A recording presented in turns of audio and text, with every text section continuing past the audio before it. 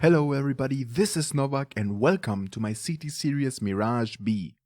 This video is divided into 6 segments and aimed specifically at the dedicated B players to give you a few ideas on spots and setups to play. Here are the categories that we will cover. Simply click them to skip ahead.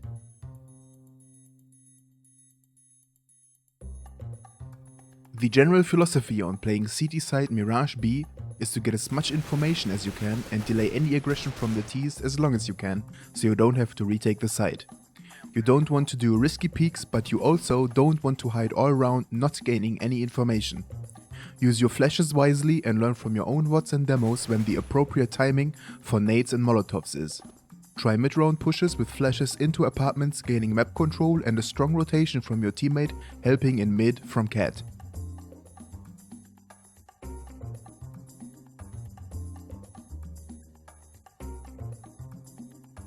The most popular and default spots to play are van and an apartment's window.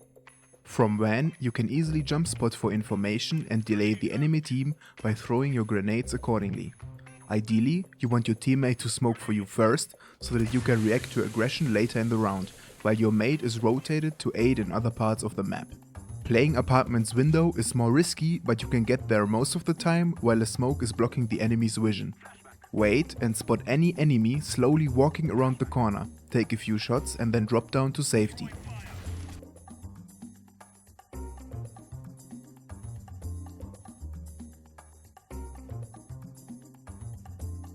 Gaining map control from B as a CT is very hard and does not pay off much.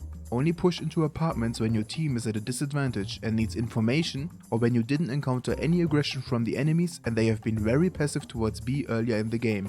With pushes into apartments, you want to gain information whether the enemy team is there, and if they are there, you want to surprise them and get multiple kills.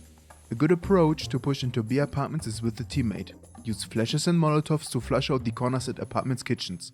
Once you have established a forward position, your teammate can rotate back.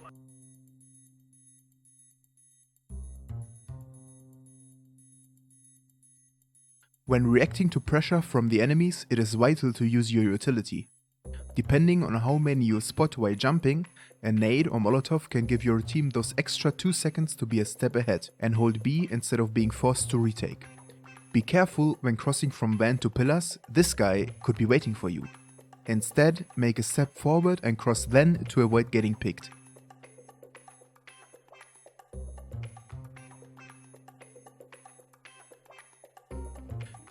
There are 2 popular 2-man setups on B side.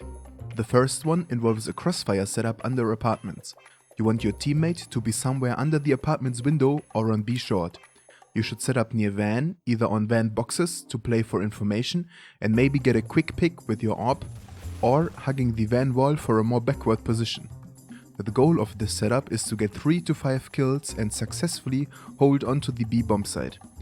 The other setup has one teammate playing from back pillars and you taking a forward position at the front pillars with you backing off after the first contact. With this setup, you want to find aim duels around the site and delay the enemies for rotations to come in.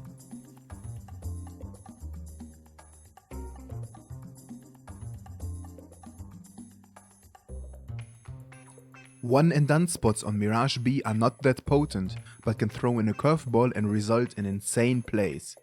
Get your teammate to boost you onto Ninja. This spot is best used in an eco or force buy where you have a 5-7 and maybe armor. Have your teammate play the bait and wait for your time to shine. In the best case scenario, you will deny the bomb plant and possibly get another kill. Almost all spots in B apartments at most work once and are then expected.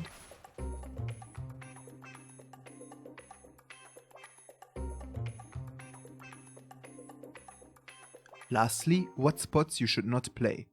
Please take this section with a grain of salt. Creativity is incredibly important in Counter-Strike, and these spots can be appropriate depending on the situation. That said, there are clear disadvantages to them. You should not play in market as the dedicated B player. You want market to be free for the incoming rotating players. By giving up spots such as van or front pillars, you give the enemies immense side control and essentially play B on retake.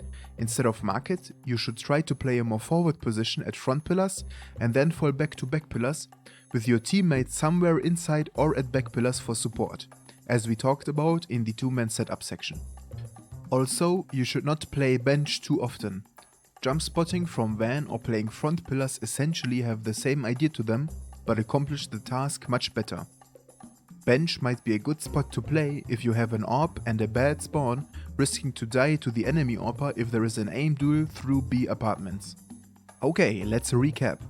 When playing B, you want to get information on whether the enemy is planning to take B before they actually do it, to have a strong hold or set up in a way that is tough for the Ts to deal with.